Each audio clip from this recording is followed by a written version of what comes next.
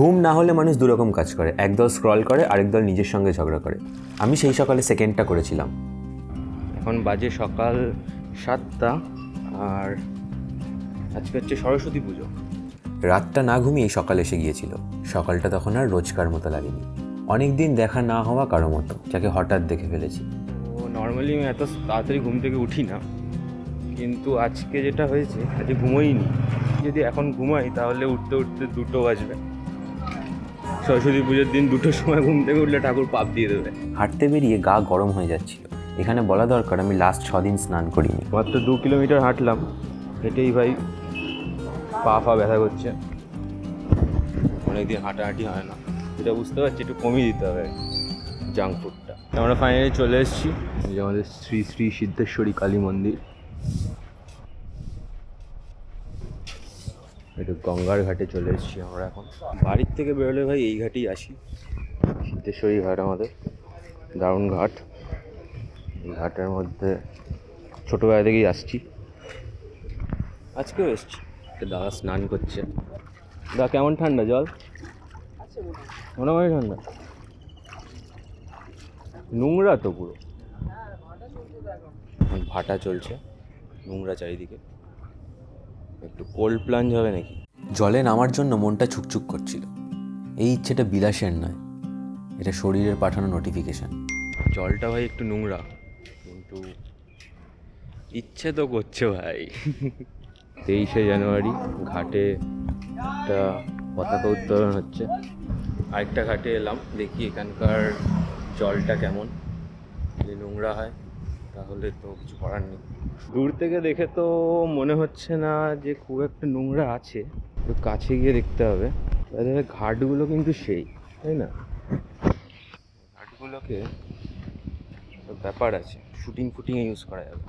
ওকে, তো এই জায়গার জলটা একটু পরিষ্কার, তো এই জায়গাটাতেই আমরা ভাবছি যে একটু ডুবে নিই, ভালোই হবে।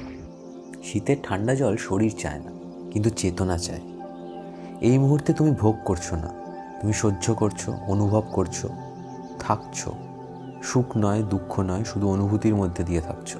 এই কারণেই ঠান্ডা জলে স্নান করা একটা তপস্যা হয়ে ওঠে। মনে করলে না এই সমস্ত মাসেলগুলো হিট থাকে। হ্যাঁ, এরকম মাসেলগুলো সব হিট থাকে, যেখানে যত মাসেল আছে ব্রেনের মাসেল সব হিট থাকে। হঠাৎ যদি তুমি জলে তো ছুটে না, তোমার শরীরটা ঠান্ডা নিয়ে যাবে। অন্যতম 1 ঘন্টা রেস্ট নেওয়া উচিত।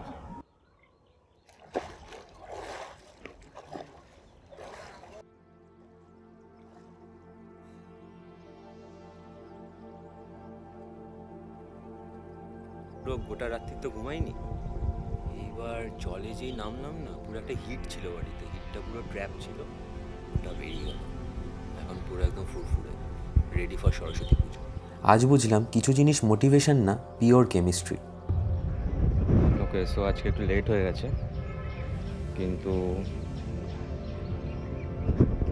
একটু ডুব দেবই ভাই। পরের দিন সকালে চোখ খুললো প্রায় আগের দিনের কাছাকাছি সময়। অ্যালার্ম নয়, শরীরই ডাকলো। পা চললো ঘাটের দিকে। আজ শরীরের কথা শুনলাম।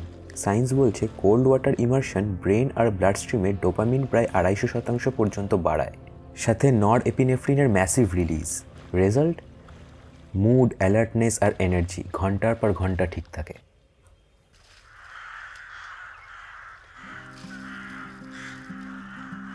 বুঝলাম ঠান্ডা আসলে মাইন্ডের ভয়, বডি কিন্তু ভালোই রেসপন্স করে। মন বলে আজ না, শরীর বলে চল, ভালোই লাগবে। এখানেই আসল কথাটা, তুমি মন নও, মন তোমার একটা অ্যাপ, আর সব নোটিফিকেশন ওপেন করা জরুরি নয়। এখন বলবে আমার এখানে তো ঘাট নেই। আসলে ঘাটে যাওয়াটা বড় কিছু না, কিন্তু নিজের কথাটা রাখা, ওটাই ছোট ছোট স্বাধীনতা তৈরি করে।